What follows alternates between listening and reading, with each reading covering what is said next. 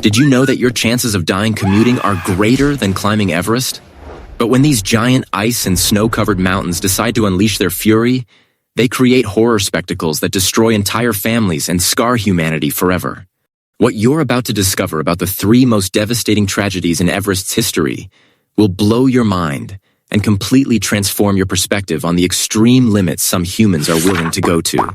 Prepare to delve into stories that the mainstream media has never dared to tell in full. Dude, you're living in a safety net that's preventing you from understanding what truly drives humanity. While you sit on your couch complaining about trivial problems, there are people risking literally everything to achieve the impossible. That dream of adventure, that desire to test your limits, the need to prove to yourself that you're capable of more, all of it gets buried in fear and your comfort zone. You'll never experience the feeling of being truly alive if you don't understand that great achievements require great risks. Tragedy number 1, 1996, when Everest became a cemetery at 8,000 meters. Imagine the scene. May 10th, 1996. Peak climbing season. That perfect time of year when Everest becomes climbable for a few weeks. It was supposed to be a day of glory, a lifelong dream come true for dozens of experienced mountaineers and wealthy amateurs who paid up to $65,000 to experience the most extreme experience on the planet. Are you enjoying these stories? If you want to see more content like this, leave a like and subscribe to the channel. I have several other amazing stories to tell, and anyone who signs up does not miss any. Rob Hall, a badass New Zealander, was like the Ayrton Senna of mountaineering 5 times atop Everest, owner of Adventure Consultants, and the guy who literally invented commercial tourism on Everest. On the other side, Scott Fisher, the crazy and charismatic American from Mountain Madness, was the eternal rival, always making jokes and betting on who would reach the top first. There were 2 competing commercial expeditions, each with about 8 paying clients who dreamed of setting foot on the highest point on the planet. Executives, doctors, journalists, people who had money but not necessarily the experience necessary to survive in what climbers call the death zone. That's when things turn into a cosmic horror movie.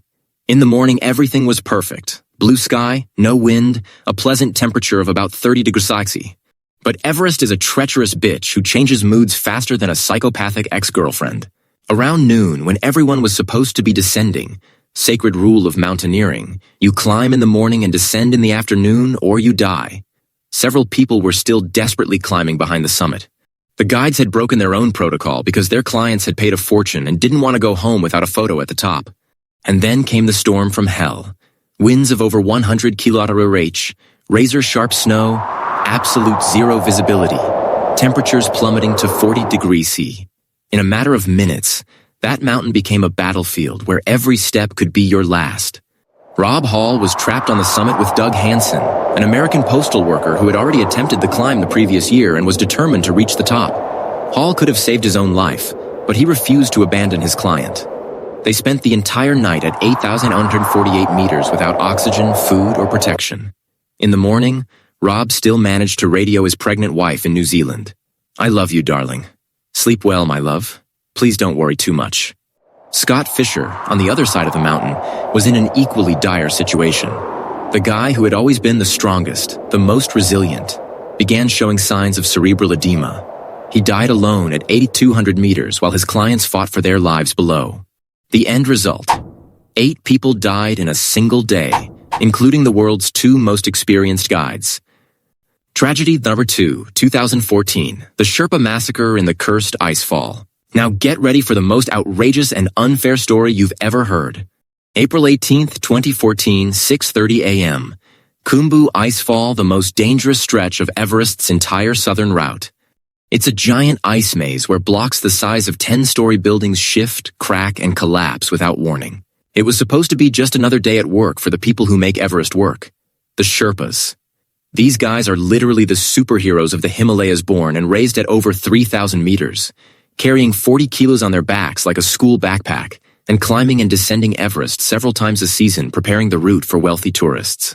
16 highly experienced Sherpas were doing what they always did: carrying gear, installing fixed ropes, preparing aluminum ladders over the giant ice cracks. It was routine work they'd performed for decades.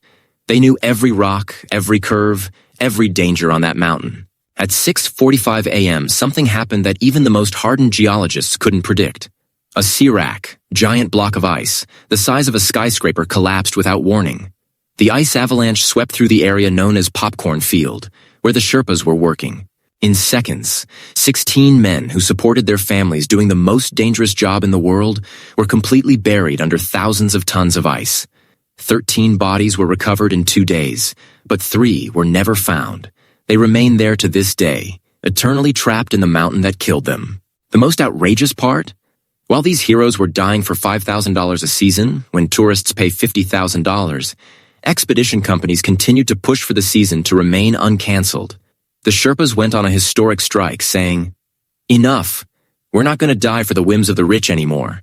This tragedy brought international recognition for the Sherpas' work, mandatory life insurance, higher salaries, and education funds for their families. Their deaths forced the world to recognize the brutal inequality that exists at the top of the world. Tragedy. Number 3. 2015. When the Earth shaked and Everest turned to war. This story is from April 25, 2015, midday on a sunny Saturday in a Nepalese spring, when a magnitude 7.8 earthquake shook all of Nepal. But what you're about to hear about is unlike any natural tragedy that has ever occurred in the history of mountaineering. At Everest Base Camp, at 5,864 meters above sea level, the typical high-season hustle and bustle was bustling. Hundreds of climbers from dozens of countries had been camped out for weeks, acclimatizing, preparing for the big moment, living their lifelong dream. There were Americans, Japanese, Europeans, people who had saved years to be there. It was literally a mini international city in the middle of nowhere, with colorful tents, field kitchens, satellite internet, doctors, guides, Sherpas, everyone living in crazy harmony at over 5 kilometers above sea level. Then, out of nowhere, the Earth began to shake with a violence not even veterans of 20 Everests have experienced. It wasn't a small tremor. It was like the entire planet shaking in convulsions. The vibrations from the earthquake triggered a massive avalanche from Pumori, a neighboring 7,161-meter peak. Imagine the scene. A tsunami-sized wall of ice, snow, and rocks hurtling toward base camp at over 200 km/h. People literally had seconds to react.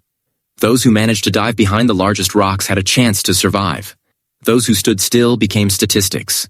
The noise was like the end of the world. First the roar of the earthquake, then the deafening roar of the avalanche, then the desperate screams of hundreds of people trying to save themselves.